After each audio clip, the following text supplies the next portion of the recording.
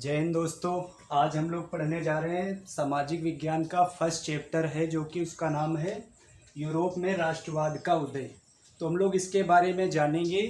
Europe का राष्ट्र उदय ये यूरोप में कैसे हुआ था। तो सबसे पहले हम आपको बता दें कि राष्ट्रवाद का मतलब है क्या और ये कहाँ पे इसका उदय हुआ दुनिया में। सबसे पहले इसका जो उदय हुआ दुनिया में सबसे पहले वो हुआ था यूरोप में। और यूरोप हम आपको बता देते हैं कि जो हमारा विश्व का नक्शा है उसको 7 महाद्वीपों में बांटा गया है, जिसमें से एक यूरोप है। तो यूरोप के देशों में एक फ्रांस देश है। उसी देश में राष्ट्रवाद की चिंगारी सबसे पहले पनपी, जिसके बाद ये चिंगारी पूरी दुनिया में फैल गई। इसी को कहा गया राष्ट्रवाद। इसके बारे में हम लोग अभी डिटेल से जानेंगे। तो आप लोग समझ लीजिए, ये है हमारे विश्व का नक्शा जो 7 महाद्वीपों में बटा हुआ है। इसमें आप यूरोप देख सकते हैं, आपका यूरोप ये यहाँ पे है, ठीक।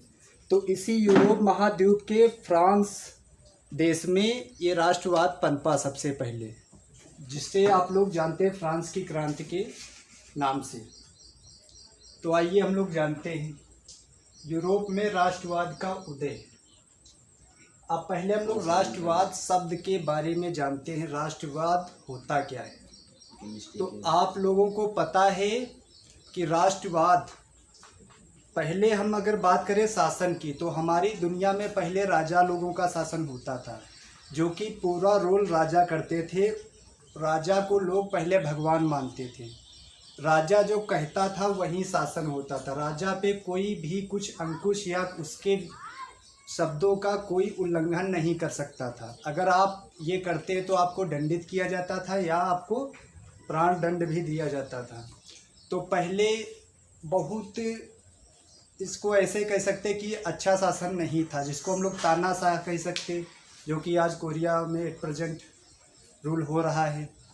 तो ये आपका राष्ट्रवाद है, ये बहुत उत्तम शासन है एक राष्ट्र के लिए। तो राष्ट्रवाद का जो उदय हुआ यूरोप में, ये कैसे हुआ, इसके पीछे का थोड़ा हम लोग इतिहास जान लेते हैं। जो कि शुरुआत हुई थी फ्रांसीसी क्रांति से। फ्रांसीसी एक क्रांति हुई फ्रांस में 5 मई 1789 में हुई थी। तो उसके पीछे का रीज़न ये था कि फ्रांस में नेपोलियन 16वां का राज्य था उस टाइम, जो कि बुर्बो वंश का शासक था। तो वो जब वहाँ पे शासन करता था तो वहाँ की जनता जो थी वो बहुत ही उसके शासन से पीड़ित थी, क्योंकि फ्रांस में आपको पता है कि 3 वर्ग पाए जाते थे। पहला है प्रथम स्टेट, द्वितीय स्टेट और तृतीय स्टेट। प्रथम स्टेट में आपके पादरी लोग हुआ करते थे जिनको विशेष अधिकार थे, और द्वितीय स्टेट में आपके जो शासकीय जो कुलीन वंश हुआ करते थे, जो राजा के खानदान, मतलब जो भी उनके परिवार का, उसे हम लोग द्वितीय स्टेट में पढ़ते थे। और लास्ट में कौन तृतीय स्टेट में आते थे, वहाँ के जो लोग गरीब थे, मजदूर थे, अशिक्षित थे या गरीब किसान थे, ये लोग तृतीय स्टेट में आते थे। तो इन्हीं पे इनका जीवन बहुत ही दुखदायक था ये लुई 16वां के शासनकाल में। तो फिर ये जो पीड़ित जनता थी, इसी पे कर लगाया जाता था। जितना भी राजकोष इकट्ठा किया जाता था, ये जो तृतीय वर्ग था, इन्हीं के करों का संग्रह होता था।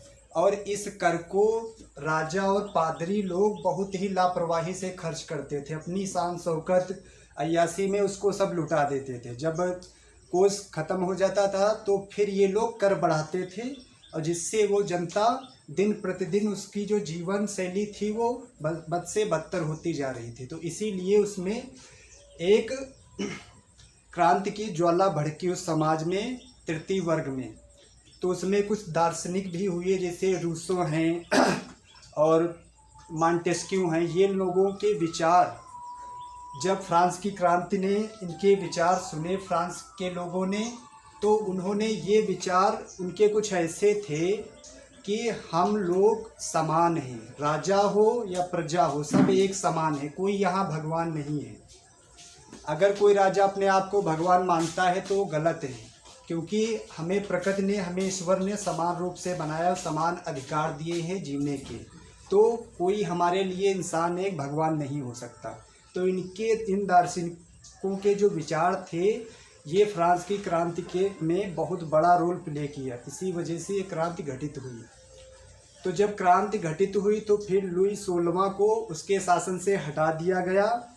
फिर उसको हटाने के बाद फिर वहाँ का शासक जो नया बना वो नेपोलियन था। नेपोलियन को हम लोग जानेंगे आगे भी, नेपोलियन बोनापार्ट। तो ये था रीजन दोस्तों राष्ट्रवाद फ्रांसीसी क्रांति का। तो जब नेपोलियन फ्रांस का शासक बना तो उसने बहुत सारे रूल जो पहले थे लुई 16वां के उनको हटा दिया, जैसे कि तानाशाह शासन, और उच्च जो कुल के थे, पादरी थे, राजा के खानदानी मतलब जो थे उनको उच्च अधिकार थे, वो सब हटा दिए नेपोलियन ने। और उसने अपने हिसाब से कानून लागू किए पूरे फ्रांस में, जो कि जनता के लिए बहुत अच्छे थे, लेकिन उसमें कुछ गलत भी थे। जो उसने महिलाओं को समान दर्जा नहीं दिया था, उनको शिक्षा का अधिकार नहीं था, कोई भी किसी भी समारोह में सम्मिलित होने का अधिकार नहीं था। तो काफ़ी गलत उसने कुछ उसके काम गलत भी थे। तो आइए अब हम लोग जानते हैं राष्ट्रवाद। तो जो ये तानाशाह रूपी जो शासन था इसको ही जड़ से ख़त्म करना और वहाँ पे उदारवाद या लोकतंत्र या राष्ट्रवाद की भावना को ही उसको स्थापित करना ही राष्ट्रवाद कहलाता है। जैसे कि आज हम भारत में बात करें तो भारत में हमारे राष्ट्रवाद है, इसीलिए हम लोग भारत को राष्ट्र भी कहते हैं। ठीक है, तो राष्ट्रवाद का मतलब ये होता है कि जैसा कि हमने लिखा है परिभाषा में, राष्ट्रवाद का अर्थ जो विचारधारा किसी भी राष्ट्र के सदस्यों में समानता, सब एक बराबर है, समान है, एकता सब एक है, भाईचारा, सब में भाईचारा हो, किसी से कोई दुश्मनी ना हो, एवं राष्ट्र प्रेम, अपने जो राष्ट्र जिस राष्ट्र में आप रह रहे हो उससे प्रेम हो, उसमें कोई संकट आए तो उसके लिए आप तत्पर खड़े हो जाएं संकट से निपटने के लिए। राष्ट्र प्रेम को बढ़ावा देती है, उसे राष्ट्रवाद कहा जाता है। ठीक, तो ये परिभाषा है राष्ट्रवाद की। अगर आपके एग्ज़ाम में क्वेश्चन आता है राष्ट्रवाद क्या है तो आप ये लिख दीजिएगा।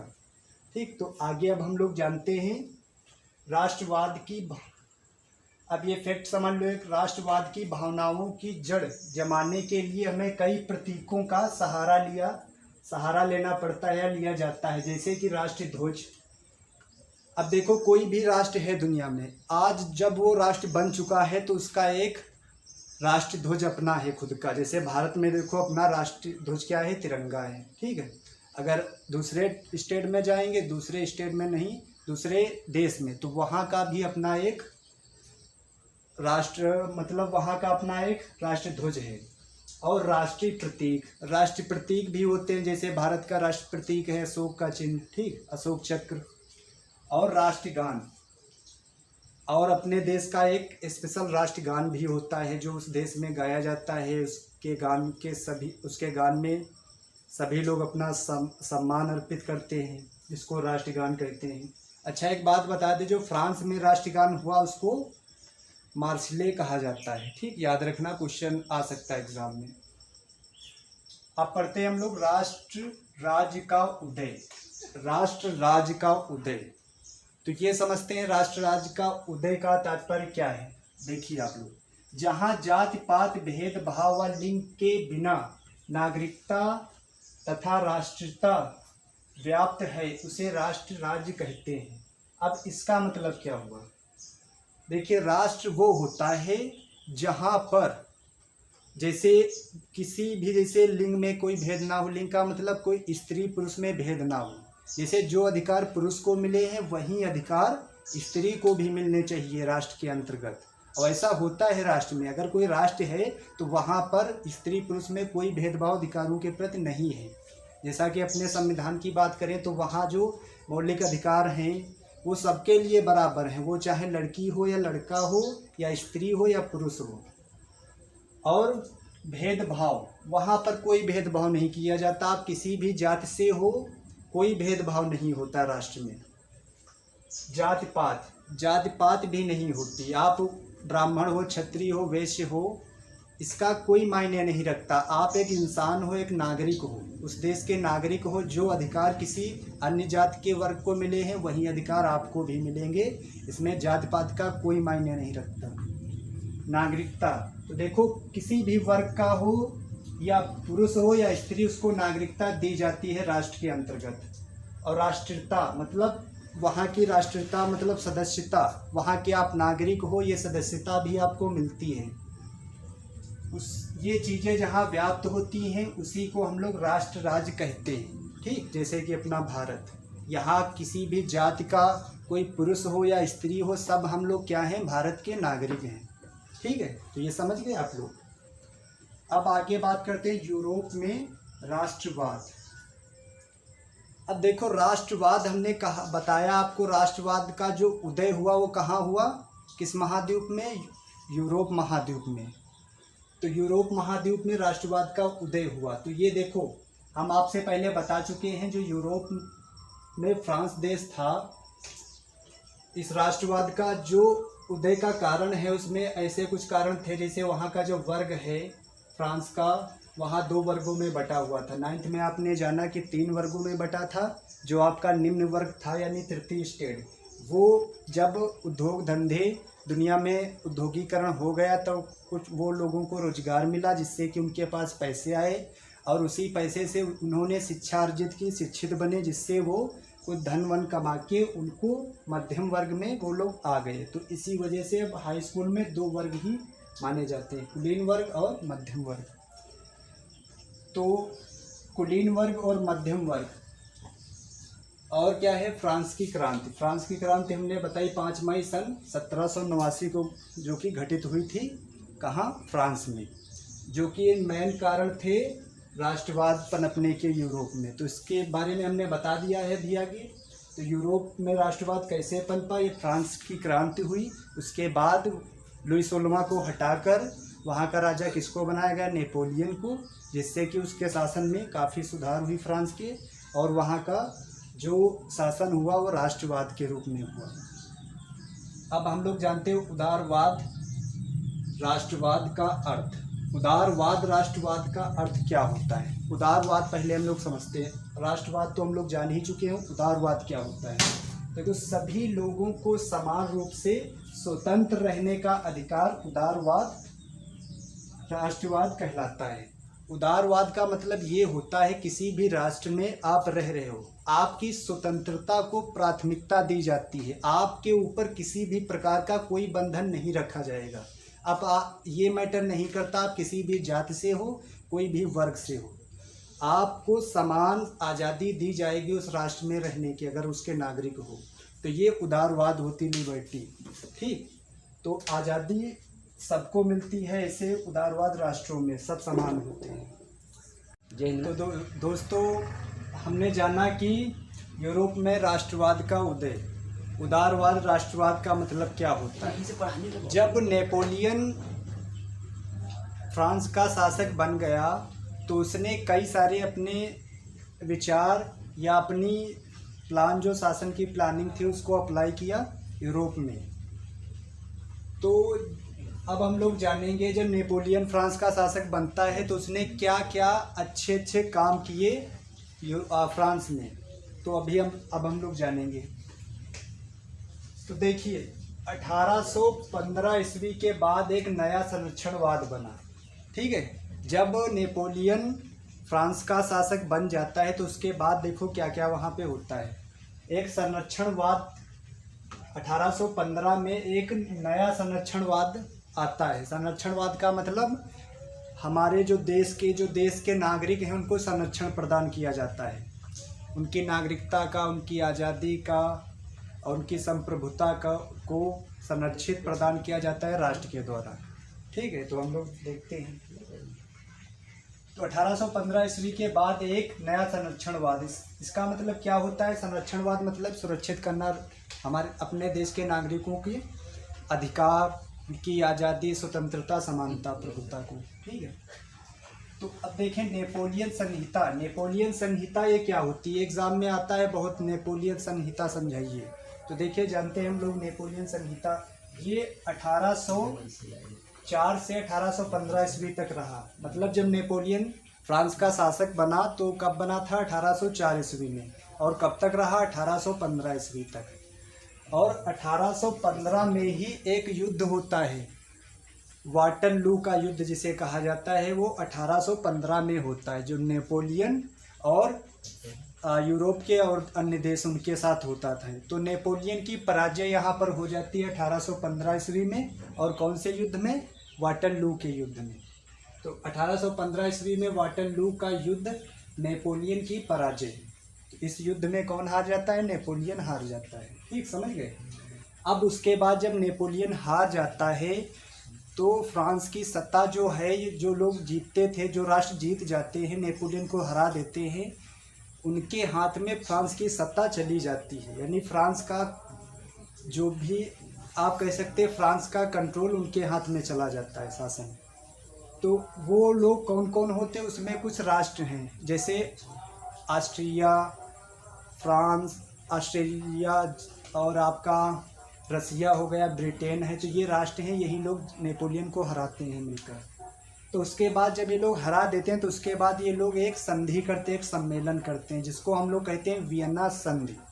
वियना संधि जो है ये ऑस्ट्रेलिया देश में आपकी हुई थी, जो देखो, जो वियना संधि हुई थी वो ऑस्ट्रेलिया देश में हुई थी। जो ऑस्ट्रेलिया देश है, ऑस्ट्रेलिया यूरोप का एक देश है, उसकी राजधानी है वियना। वहाँ पर इन राष्ट्रों ने जब नेपोलियन को हराया तो उसके बाद उन्होंने सोचा कि नेपोलियन ने जो जो काम किए हैं फ्रांस में शासक के दौरान, जब शासन था नेपोलियन का, तो उसने बहुत से काम किए थे। ठीक है, तो उसने जो काम किए थे दोस्तों, उसको हम लोग जान लेते हैं, कौन कौन अच्छे काम नेपोलियन ने किए थे, इसको हम लोग जान लेते हैं बारी बारी से। तो नेपोलियन ने पहला काम किया था कि नेपोलियन के अंदर जो राज्य होते थे छोटे छोटे, जैसे भारत के अंदर कितने राज्य हैं? आज 28 राज्य हैं। तो सब अलग अलग राज्य हैं, और भारत एक क्या है? राज्यों का संघ है, राष्ट्र है। तो ऐसे भी फ्रांस में पहले छोटे छोटे राज्य थे। तो कितने? 39 राज्यों, 39 जो राज्य थे फ्रांस और उसके आसपास जो उसने जीते थे राज्य। ठीक, युद्ध होता था और जो लोग युद्ध में जीत जाते थे तो वहाँ का जो राज्य होता था वो अपने अंडर में ले लेते थे। तो ऐसे ही नेपोलियन ने काफ़ी राज्यों को जीता, उसने अपना साम्राज्य फैलाया। तो उसके बाद उसने 39 राज्यों का एक संघ बनाया, जिसका नाम दिया उसने जर्मन महासंघ। तो नेपोलियन ने काम किया, एक 39 राज्यों का संघ बनाया, जिसका नाम था जर्मन महासंघ का गठन उसने किया था। जर्मन महासंघ में कितने राज्य थे? 39। और ये किसके द्वारा किया गया? नेपोलियन के द्वारा। ठीक, और उसने अगला काम क्या किया? कानून की समानता का अधिकार। उसने कहा कि सबके लिए कानून समान है, वो पादरी हो या राजा के खानदान का कोई, या वो आम मजदूर या किसान हो। ये नहीं कि पादरी के चर्च का कोई पादरी है, वो कोई अपराध करता है तो उनके लिए कोई कानून ही नहीं, कोई सज़ा की व्यवस्था या व्यवधान नहीं। अगर क्राइम कोई भी करता है तो कानून सबके लिए सेम है। जो जिस क्राइम के लिए, जिस अपराध के लिए जो सज़ा है वो उसको दी जाएगी, वो कोई भी व्यक्ति है। तो कानून सबके लिए समान। ठीक है, कोई भी अपराध करे उसको, जिस अपराध के लिए जो दंड है वो दंड उस व्यक्ति को दिया जाता था, और वो किसी भी वर्ग का है ये मायने नहीं रखता। तो सामान, कानून की समानता मतलब सबके लिए कानून बराबर। तो कानून की समानता का अधिकार सबको दिलाया उसने, सबके लिए कानून समान किया। उसके बाद उसने तीसरा काम किया, संपत्ति प्रथा का समापन। संपत्ति प्रथा का समापन क्या होता है? देखो, फ्रांस में कुछ इतने सामंत थे जिनको हम लोग आज की भाषा में कह सकते हैं जमींदार। ठीक, जमींदारों के पास बहुत सारा ज़मीन, जो सामान थे उनके पास सामंत, उनके पास बहुत ज़मीन होती थी। वो लोग क्या करते थे? गरीब और मज़दूरों को अपना गुलाम बनाते थे, उनसे सारा दिन काम करवाते खेत में, अपने खेतों में। फिर उसके बदले उनको रोज़गार भी, मतलब उसके बदले जो आय उनकी होती थी, जो मजदूरी, वो भी ढंग से नहीं देते थे, क्योंकि इनको विशेष अधिकार थे सामंत लोगों को, जमींदारों को। तो उसने ये जमींदार की प्रथा को ही हटा दिया। कहा आप लोग अब किसी भी गरीब को, किसी भी मजदूर को गुलाम बनाकर नहीं रख सकते। वो अगर चाहेगा काम करेगा, अगर वो चाहेगा कि काम करना है हमको आपके खेतों में, तभी वो करेगा। अदरवाइज आप उसको इंसिस्ट नहीं कर सकते, उस पर कोई भी दबाव लगाकर उस पर काम नहीं करा सकते, ये मतलब है उसका। तो संपत्ति प्रथा का समापन, कोई भी फ्रांस का जमींदार अब किसी से ज़बरदस्ती कोई काम नहीं करवाएगा, ठीक, ये उसने समाप्त कर दिया। अगला चौथा क्या था, जन्म के आधार पर विशेष जो अधिकार थे हमारे, विशेष अधिकार, जैसे जन्म के आधार पर कुछ विशेष अधिकार पहले होते थे। जैसे अगर आप पादरी के घर जन्म लेते हो तो आप पर कोई टैक्स नहीं लगेगा, ठीक, आपको ऊंचे कुल का जो अधिकार है वो मिल जाएगा। आपके कर्म कितने भी घटिया हो इससे कोई मतलब नहीं। आपको जिस घर में ऊंचे कुल में या राजा के घर में आपका जन्म हो जाता है तो आपको वहाँ की जो श्रेष्ठता है, वहाँ के जो ऊंचे ऊंचे अधिकार हैं वो आपको मिल जाते थे जन्म के अधिकार पर, ठीक। इन सब चीज़ों को उसने हटा दिया नेपोलियन ने। कहा आप किसी के घर भी पैदा होते हैं, आपके जन्म के आधार पर कोई आपको अधिकार नहीं दिया जाएगा। अगर अधिकार लेना ही है तो अपने अंदर प्रतिभा का उजागर कीजिए, प्रतिभा मतलब अपने अंदर टैलेंट पैदा कीजिए, तब आपको ये अधिकार मिलेंगे। जैसे फॉर एग्जांपल है, आप सेना में भर्ती हो सकते, जैसे आप किसी सेना का बेटा पहले होता था, अगर वो सेना में ही जाता था, ठीक, अब क्या था, अब आप सेना के बेटे हो, सैनिक के बेटे हो, तो आप पहले उस सैनिक बनने के लिए जो भी प्रक्रियाएं होती उनको पूरा करोगे तब सेना में जा पाओगे। तो ये होते थे जन्म के आधार पर अधिकार, जिनको उसने हटा दिया था। तो ये कुछ अच्छे काम थे जो नेपोलियन ने किया था। उसके बाद आपको पता है वाटरलू का युद्ध होता है 1815 में, नेपोलियन की पराजय होती है। इसके बाद जो राष्ट्रों ने नेपोलियन को पराजय किया था वो एक संधि करते हैं जिसको हम लोग कहते हैं वियना संधि, ठीक। वियना संधि जो ऑस्ट्रिया की राजधानी है वियना, वहाँ पे की जाती है।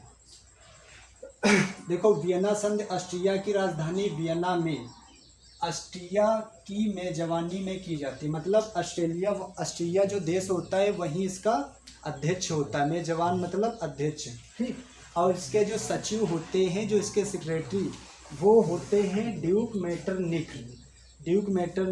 इनका एक कथन है जो कि इन्होंने कहा था, जब फ्रांस छींकता है तो पूरे यूरोप को जुकाम हो जाता है।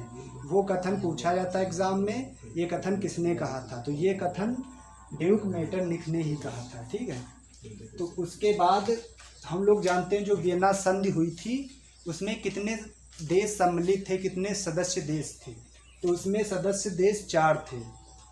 जो कि 1815 में वियना सम्मेलन या वियना संधि हुई थी, उसमें सदस्य देश कितने थे, 4 थे आपके। उनको आप एक ट्रिक से याद कर सकते हो जिसको हमने लिखा है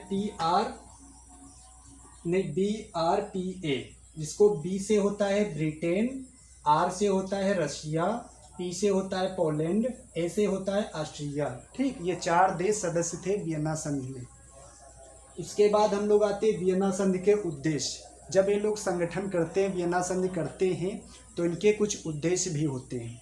उन्होंने क्या क्या काम किया वियना संधि को करके, तो उन्होंने जो काम किया पहला वो था रूढ़िवाद व्यवस्था पुनः स्थापित करना। मतलब रूढ़िवाद व्यवस्था क्या होती है, रूढ़िवाद व्यवस्था का मतलब ये होता है जो फ्रांस देश में पहले व्यवस्था चल रही थी, जो पहले शासन लुई 16वां के द्वारा जैसा चलता था वही शासन को फिर से उन्होंने फ्रांस के ऊपर लाके थोप दिया। कहा कि शासन वहीं चलेगा जिसमें पादरी को विशेष अधिकार मिलते हैं, राजा जो है राजा के खानदान को विशेष अधिकार मिलते हैं, और कर कौन देता है, जो लोग गरीब हैं, मजदूर किसान, ये लोग कर देंगे। तो वहीं पुरानी वाली व्यवस्था फिर से ये लोग वहाँ पर स्थापित कर देते हैं। ये वियना संधि के जो भी देश थे ये लोग रूढ़िवादी व्यवस्था दोबारा फ्रांस में स्थापित कर देते हैं, ठीक। पहला उद्देश्य तो ये, पहला काम ये करते। दूसरा, विजित राज्यों को वापस लेना। जो नेपोलियन ने राज्यों को, जिन राज्यों से युद्ध करके जिन राज्यों को नेपोलियन ने जीता था, उसी राज्य को ये फिर से लौटा देते हैं। उन्हीं राज्य को लौटा का मतलब ये होता है कि ये लोग बांट लेते हैं। जैसे जो 4 राष्ट्र हैं ये लोग उन राज्यों को अपने अपने अंडर में ले लेते हैं। जैसे आपका फ्रांस, ये मान लो एक फ्रांस है, तो इसके आसपास जितने भी राज्य होते हैं उनको ये लोग अपने अंडर में ले लेते हैं। कौन कौन, ब्रिटेन, रसिया, पोलैंड, ऑस्ट्रिया, ये लोग ले लेते हैं, यहाँ पे अपना साम्राज्य स्थापित कर देते हैं। क्यों?